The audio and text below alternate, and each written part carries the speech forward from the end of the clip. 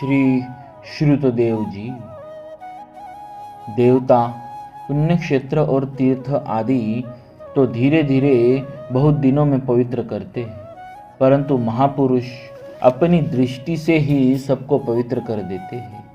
मिथिला में वहाँ के नरेश महाराज बहुलाश्व भगवान के भक्त, अहंकारहीन और प्रजावत्सल थे। उसी नगर में श्रुतदेव नाम के भगवान के परम भक्त निर्धन ब्राह्मण भी रहते थे। श्रुतदेव विद्वान थे, बुद्धिमान थे और गृहस्थ भी थे, किंतु वे अत्यंत शांत स्वभाव के थे। विषयों में उनकी तनिक भी आसक्ति नहीं थी। भगवान की भक्ति से ही वे संतुष्ट थे। बिना मांगे जो कुछ मिल जाता उसी से वे जीवन निर्वाह करते। एक दिन का घर का काम चल जाए, इससे अधिक वस्तु बिना मांगे मिलने पर भी वे लेते नहीं थे। वे कल के लिए संग्रह नहीं करते थे। संध्या तर्पण, देव आराधना आदि शास्त्र सम्मत अपना कर्तव्य विधि पूर्वक करते थे और भगवान की पूजा तथा ध्यान में लगे रहते थे। भगवान बहुलाश्व भी सदा भगवान के स्मरण पूजन में ही लगे रहते थे। भगवान को प्रसन्न करने के लिए महाराज यज्ञ, दान एवं गौ, ब्राह्मण तथा अतिथि का पूजन आदि बड़ी श्रद्धा से करते थे।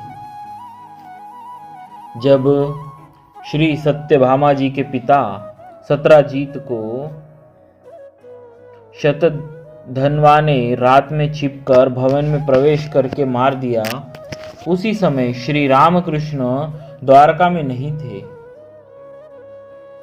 समाचार पाकर वे हस्तिनापुर से आए। शतधन्वा भय के मारे घोड़े पर बैठ भागा। बलराम जी के साथ श्री कृष्णचंद्र ने उसका रथ में बैठकर पीछा किया। मिथिला नगर के बाहरी उपवन में पहुंचकर शतधन्वा मारा गया। उस समय श्री कृष्णचंद्र तो द्वारका लौट गए, किंतु बलराम जी मिथिला में महाराज बहुलाश्व के समीप चले आए।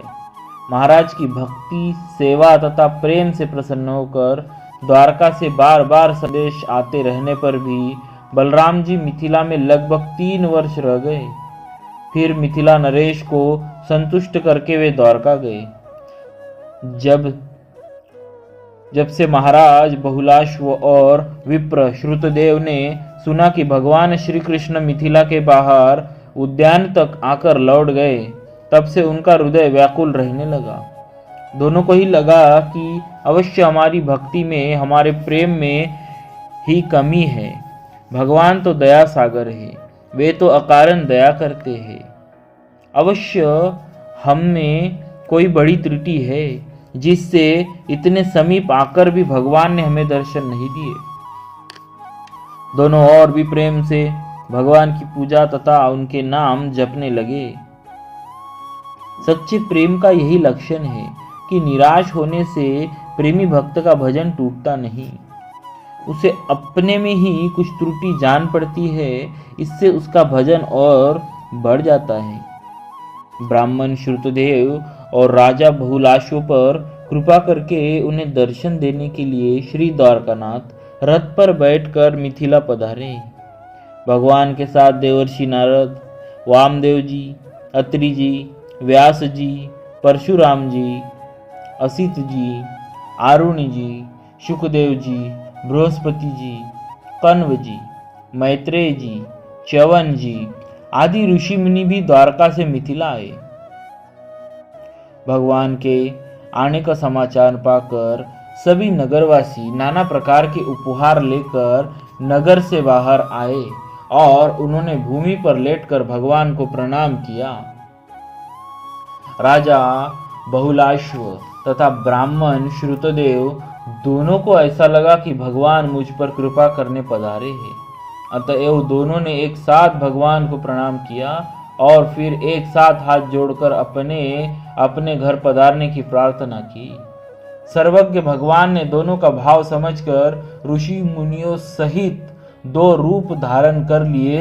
श्रुतदेव और बहुलाश्व दोनों के साथ वे उनके घर गए।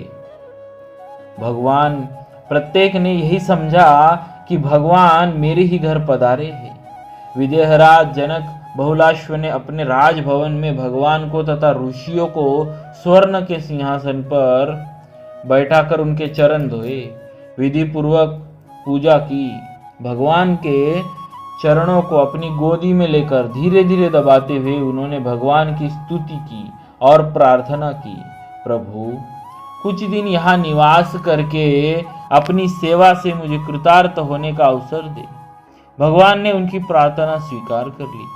दूसरी ओर श्रुतदेव अपनी कुटिया पर भगवान को लेकर पहुंचे।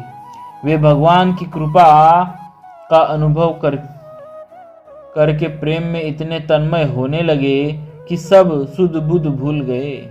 अपना दुपट्टा फहराते हुए भगवान के मंगलमय नामों का कीर्तन करके नाचने लगे। जब कुछ देर में सावधान हुए तब कुश की चटाई, पीढ़ा, वेदिका आदि पर उन्होंने सबको आसन दिए। कंगाल ब्राह्मण की झोपड़ी में सबके बैठने के लिए चटाई भी पूरी कहाँ से आती। श्रुतदेव ने भगवान के चरण धोए और वह चरणोदक मस्तक पर चढ़ाया।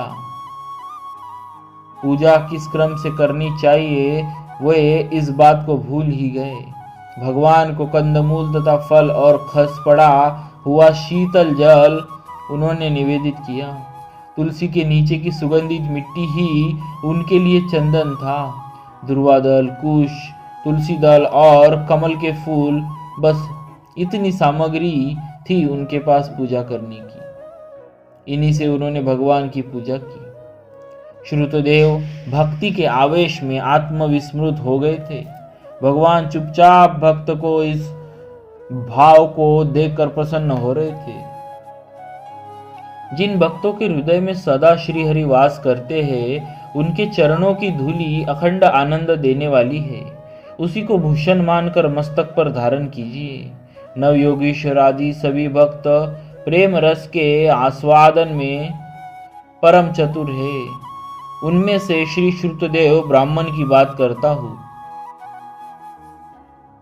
भगवान को घर में आया देखकर इनका हृदय प्रेम से भर गया। दोनों हाथों को ऊंचे उठाकर वस्त्र फिरा फिरा कर वे नाचने लगे।